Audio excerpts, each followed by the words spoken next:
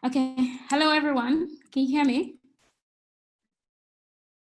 Hello. Yes, you're all good. Okay, awesome. Hi guys, good to have you here. My name is Tomilola and I am presenting Bankly. This is a typical informal market in Nigeria. And the informal market in Nigeria actually accounts for 70% of the nation's GDP. Now, yet almost 60 million people have no access to financial services. We're talking about people who are in the market, we're talking about farmers, we're talking about people who are in the core of the production economy in Nigeria. And there are many reasons for this. Now, because as usual, when there's a vacuum, something tries to fill it up.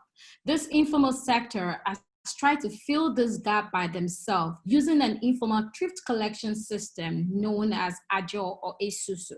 This system is predominant in West Africa. I would say it originated from Cameroon and spread wide across the region. Now, this system involves a trusted agent, or I'll say in quotes, a trusted agent who goes around at the location of this informal producers and collects daily savings, helping them to digitize cash because their income is daily in cash. So there's no form of inclusion or digitization for them. Now, this agent collects savings daily in cash, ranging from about 30 cents to $1, and helps them to record it in a notebook. Now, also, it's important to note that a lot of women in northern Nigeria and in some locations as well are not culturally allowed to own a bank. So this thrift collection system helps them. Now, the thrift collection system works. However, there are major limitations that's prevented it from scaling or helping the unbanked become truly banked.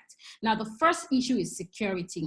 Now, when you save with a thrift collector, anything can happen. There have been lots of cases of the thrift collector running away with the money, defrauding them. There's cases of death of the thrift collector, and there's no succession planning to be able to pass on the savings of the saver back to them. The second major issue is access.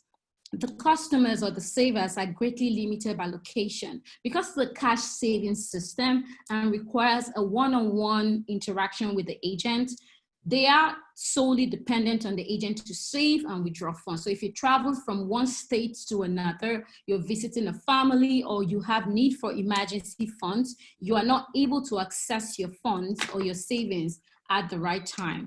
Now, the last and most important one is data, because these people are unable to, they don't have the identity to actually open a regular bank account.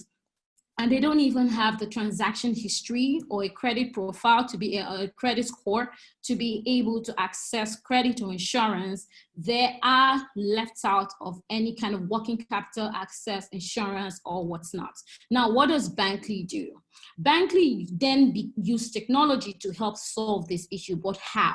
We took the notebook of the agent and converted it into a wallet system. Now, this agent represents a bit of a bank teller or a bank location in places where the banks have felt it wasn't profitable for them to build a full banking structure. Now, by taking this notebook and converting it into a digital wallet, and also for transparency, we enable the customers to receive SMS to notify them of their savings, and also enable them to track their savings even when they're in 2G locations, or they don't have smartphones or even access to data. Now, digital identity, like I mentioned, is one of the major issues of inclusion in Africa. And what are things that Bankly has done is that the agent also helps to collect primary data of the saver. And then collecting primary data, you're also able to take a picture, if possible, with some of the terminals we have, being able to collect their biometrics and creating an identity for them to be able to to access credit with formal institutions who then find them viable for normal financial services. And I already talked about this transaction history of their consistent savings now serve as a credit history for them to access loans from other financial institutions. Now, within the last 12 months, we launched July 2019. And practically in the last, we then came back into the market in September. In the last 12 months, with half of it being with COVID, we've been able to deploy almost 11,000 locations, being financial locations where people can go to digitize cash. People can also get their identity taken and then able to create a wallet system where they didn't have the opportunity to do so. We've been able to target and digitize for 29,000 customers within the space we're in. We have processed in excess of 22 million transactions within the last 12 months. Now, our business model is very simple. There are three major things that the unbanked wants. We know that first, they want to save without losing funds. So we only help keep the deposit as in a licensed financial bank within a licensed institution, and then help them save money in a way that they are not exposed to the losses or the death of an agent. The second thing is the transaction phase, where the agent or the locations that are bank tellers perform transactions within those locations. And this was pretty helpful, especially during the lockdown, in the core of the lockdown of the pandemic, because most banks were closed. These agent locations within the communities became the point of transactions for this informal sector. And then the team is led by myself, and we have my co-founders who are in technology and products, and generally we've been building and trying to become the unbanked, to bank the unbanked in Nigeria and ultimately across Africa. Thank you.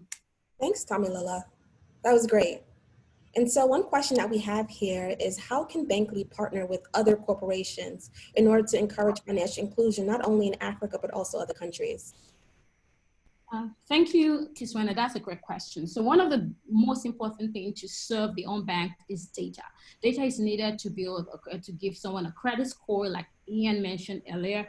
Data is needed to price insurance premiums. Data is even needed to give them investment opportunities. Data, where they are, what kind of channels can you reach them, even if you want to give them financial literacy. So what Bankly has done is, by using their mobile phones as a form of information to reach them, we now have the identity and the transaction history of these people. And then we are able, with that consent, of course, be able to open them up to opportunities of credit. We've been able to get inputs for farmers, and this opportunity is what we can work with other institutions, and even scale this. We've been having opportunities whereby people are reaching out to say, we would like to partner with you in Ghana, in Cameroon, and most importantly in South Africa. Amazing. Well, thank you for joining.